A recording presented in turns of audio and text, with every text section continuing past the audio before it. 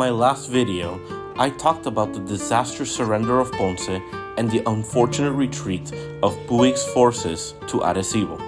Today, I'm going to talk about the third landings in Puerto Rico at the port town of Arroyo and the Battle of Guayama. During the last days of July, the Puerto Rican campaign has gone fairly smoothly for the United States. They captured several small towns and the city of Ponce with relatively few casualties. Spanish forces, on the other hand, were constantly retreating due to conflicting orders. Seeing the relative ease and lack of stronger resistance to the invasion, U.S. forces decided to open a third front by attacking the port town of Arroyo to the southeast of Puerto Rico, and then to move on to Guayama and then meet up with American forces moving from Ponce towards Cayey, a known Spanish stronghold. On July 28th, additional American forces left the port of Newport, Virginia under the command of General John Brooke aboard the ships St. Louis, Massachusetts, Seneca, St. Paul, City of Washington, and Romania.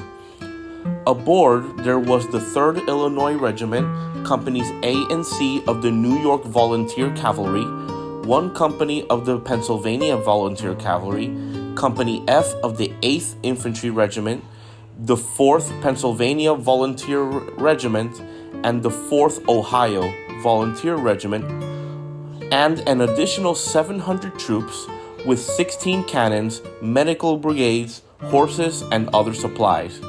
In total, there were 5,400 men involved in this expedition. They arrived in Cronica on the 31st, but moved to Ponce where they met with General Miles, who then ordered General Brooke to continue moving to Arroyo. Another group aboard the expedition was a small group of men known as the Puerto Rico Commission. It consisted of Puerto Ricans living in the United States with the intention of helping the American Army navigate through the island and become interpreters. They would land in Ponce and in Arroyo. This is the only known photo of the group together. They are, from left to right, standing, Pedro Juan Besosa, Rafael Marchwatz, Jose Boudet, Warren Sutton, the only American in the group, Domingo Collazo, and Emilio Gonzalez. Then the ones sitting from left to right are Rafael Muñoz, Mateo Fajardo, and Antonio Lleveras. In the early morning of August 1st, the task force arrived in Arroyo. Lieutenant Wainwright lands in the port and contacts the major, the port captain, the magistrate, and the priest of Arroyo, since the town had no military garrison. He demanded the surrender of the town or it would be attacked.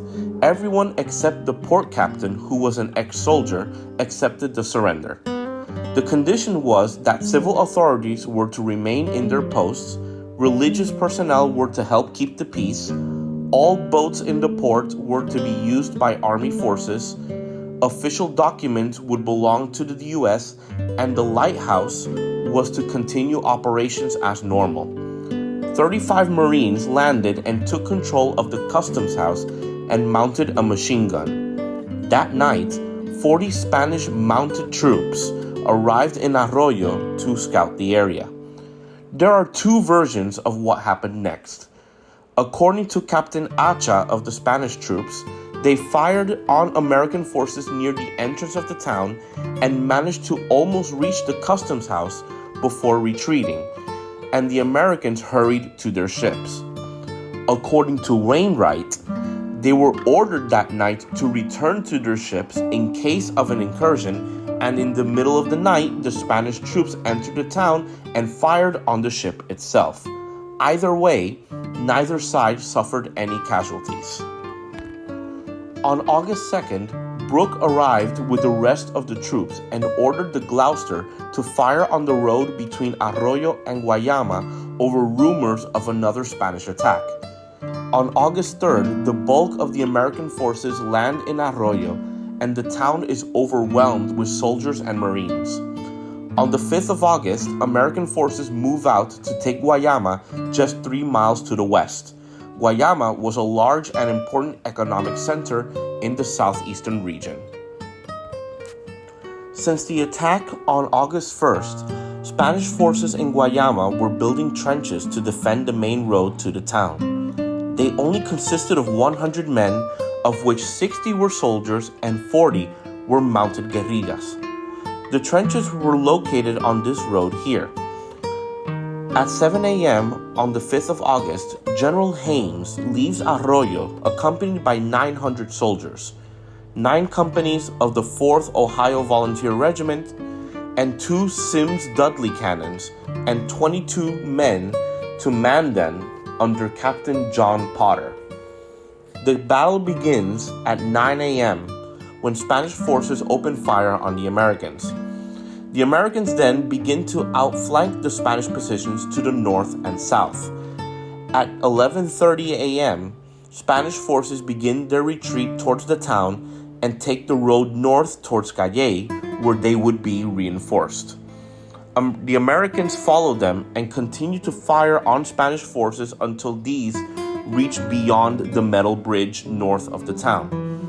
At 1 p.m., American forces raised the flag over the town hall of Guayama. At 7 p.m., Spanish forces reach the mountains of Guamaní and are reinforced from additional Spanish forces moving south from Calle.